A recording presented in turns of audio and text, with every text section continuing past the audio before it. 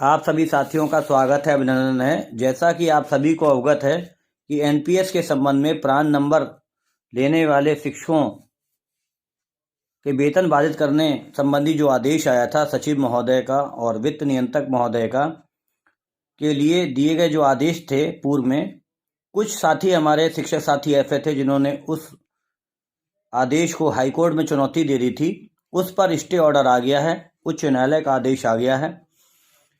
अब हाईकोर्ट का जो ऑर्डर आया है वो अपडेट भी हो चुका है।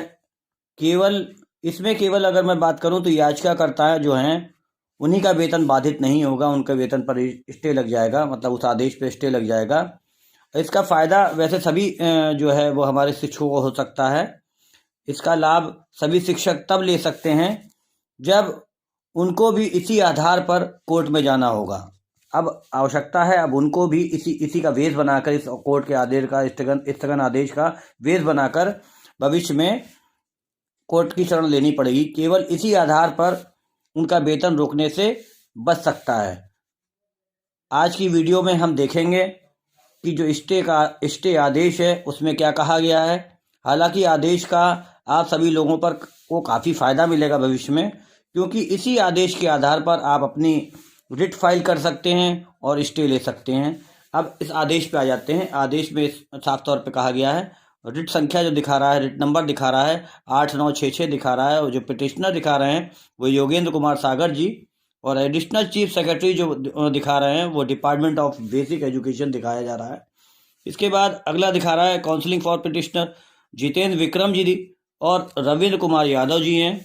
इसमें प्रारंभ में ही बताया गया है, अब हम बात करते हैं कि इस आदेश में क्या है। इसमें प्रारंभ में ही बताया गया है कि एनपीएस पूरी तरह से जो है ऐच्छिक है।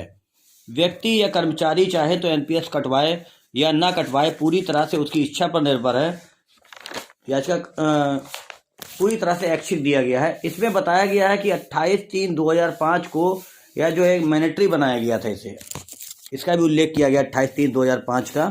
कर्मचारियों के लिए जो कर्मचारी 1/4/2005 के बाद नियुक्त हुए थे, इसमें यह भी बताया गया कि 16/12/2022 को एक आदेश आया था जो वित्त नियंत्रक का आदेश था।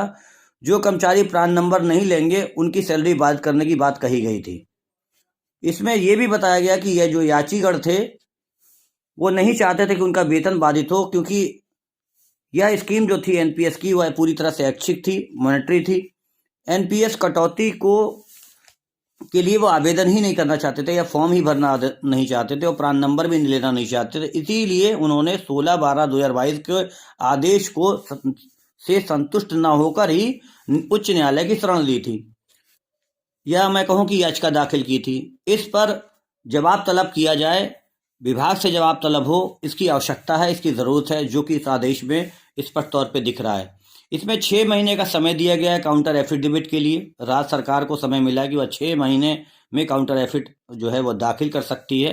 इसमें यह भी कहा गया कि जब तक दूसरा ऑर्डर नहीं आता है तब तक याचीगणों का वेतन रोका नहीं जा सकता है। यदि दूसरा आदेश कोई आएगा तो याचीगण जो है उनका वेतन बाधित पर जो भी आदेश आएंगे भविष्य में, लेकिन अगर कोई आदेश नहीं आता है तब तक इनका वेतन नहीं रोका जा सकता है।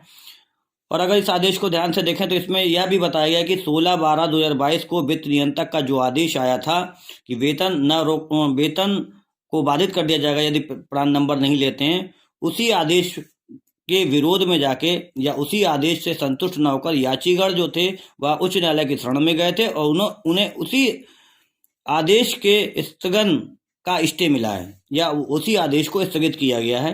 लेकिन इस आदेश का में सबसे बड़ी एक बात कही गई है, इस स्टे ऑर्डर में स्पष्ट लिखा है salary of the petitioner, salary of the petitioner. इसका मतलब सीधे सीधे ये निकलता है कि जिन लोगों ने याचीगण हैं या स्थगन जो आदेश होगा वह उन्हीं पर कार्य करेगा जो याचिका करता है, जिन्होंने रिट फाइल की है, जो लिस्ट में है 16 कर्मचारी हैं, और उन्हीं का वेतन बाधित नहीं होगा, उनका वेतन नहीं रुकेगा। शेष साथी जो हमारे बाकी साथी हैं उनके लिए एक यह स्थगन आदेश को वो एक बेस बना सकते हैं, एक आधार बना सकते हैं और कोर्ट में जा सकते हैं। क्योंकि इसमें साफ तौर पे इसमें दिखा रहा है, इन्होंने 2019 वाली जो एक रिट थी उसको भी इसी स्थगन आदेश में उन्होंने शामिल कर लिया है। इसको बेस बनाकर आप भविष्य में कोर्ट की शरण ले सकते हैं। इसलिए इसके आधार पर आप इसका फ़ायदा भी उठा सकते हैं। सभी साथी एक बात ध्यान से सुने, राज्य सरकार जो है वो काउंटर एफिडेविट जमा करने का समय शासन को जो है वो 6 मंथ में भूलवश बोल गया था, 6 वीक होगा। दूसरी चीज़ है, यदि मेरा वीडियो आपको पसंद आया हो तो इसे लाइक करें, सब्सक्राइब करें और शेयर करें। Thank you very much. जय हिंद।